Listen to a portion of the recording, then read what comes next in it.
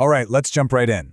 Welcome to today's Explainer, where we're going to take a really fascinating, comprehensive spatial tour of the biblical afterlife.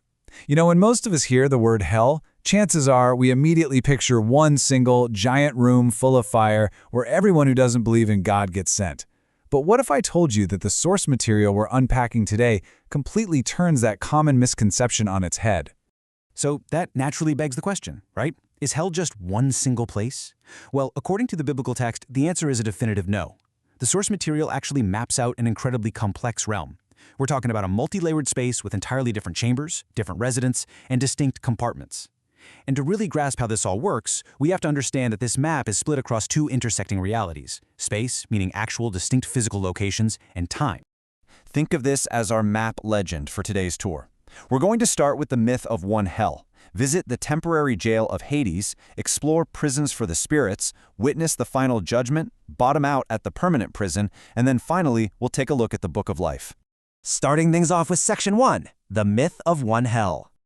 To really wrap our heads around this ancient theological map, it actually helps to look at our modern human justice system. Think about it. When someone is arrested, they don't go straight to prison. No, they go to jail. It's a temporary holding place where they wait for their trial. But after the trial, after the verdict is handed down, that's when they're transferred to prison, the permanent destination where they serve their final sentence.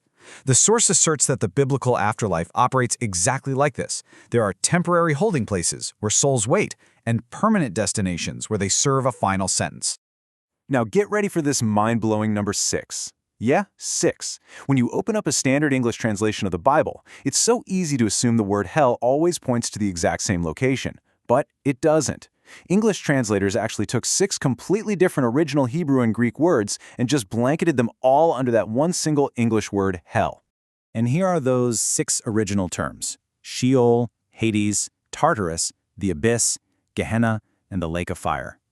Over the course of this explainer, we are going to visit every single one of these distinct locations to see exactly how they uniquely fit into the source's theological geography.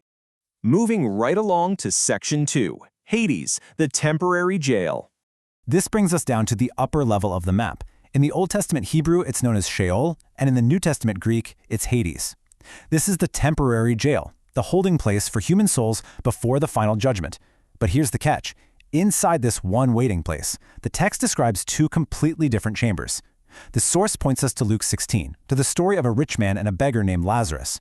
When they died, they went to the exact same realm, but on entirely opposite sides. Lazarus went to a side of comfort, which is often called paradise or Abraham's side, while the rich man went to a side of torment. The source also points out the 2 thieves on the crosses next to Jesus as this vivid, live snapshot of the divide. One was promised paradise that very day, while the other faced torment. So, here is the crucial point of that story. Abraham tells the rich man that a great chasm separates the 2 chambers. The theological implication here is huge.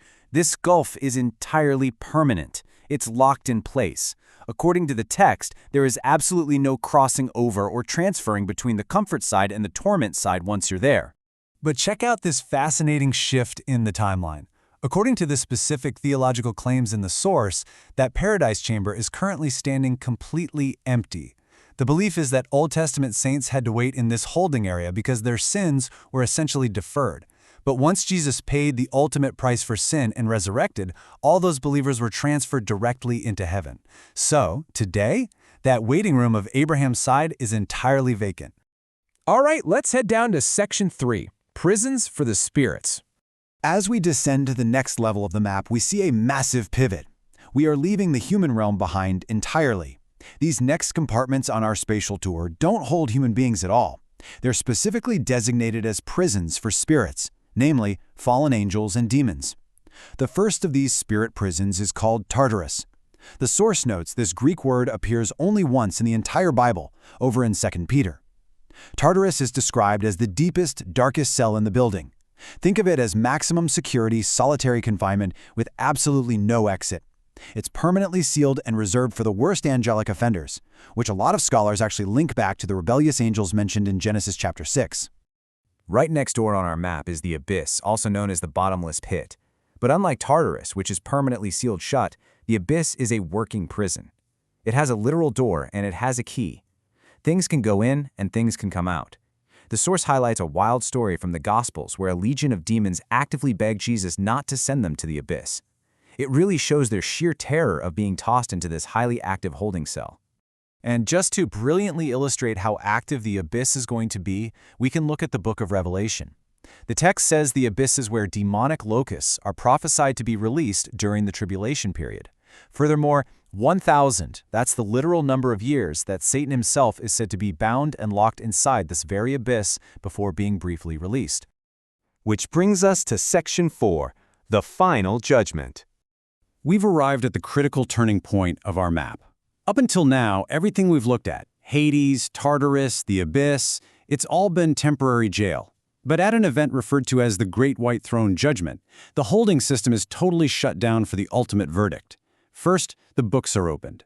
Second, the dead are judged based on those books. And third, and this is literally the hinge of the entire map, Hades itself is thrown into the lake of fire.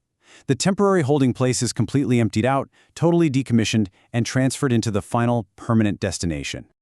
Let's move to Section 5, Gehenna, the permanent prison.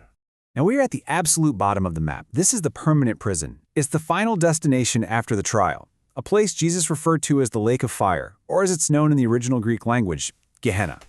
And what's deeply fascinating here is the really dark historical context behind that word. Gehenna actually derives from the Valley of Hinnom. This was a real physical valley right outside of ancient Jerusalem. It was a cursed place, known for these horrifying, unspeakable child sacrifices made to a false god named Moloch. So when Jesus needed a word to describe a place of perpetual torment, eternal fire, and unimaginable horror, he reached for the name of that very valley to paint the picture for his listeners. But check out this crucial, often missed caveat presented by the source text. When people ask how a loving God could possibly send humans to a permanent prison of fire, the text states that this place was actually never originally intended or designed for human beings at all.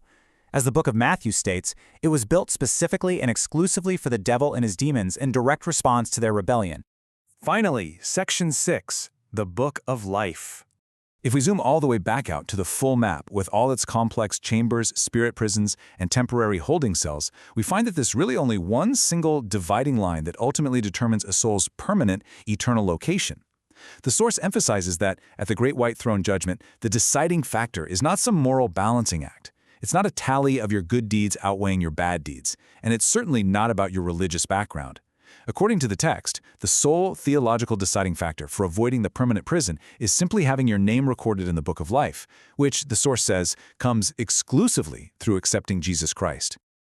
So the crucial point we are left with today is this final, really provocative challenge from the source material. If this spatial map of the afterlife is indeed reality, it begs a deeply personal question. Is your name written in the book?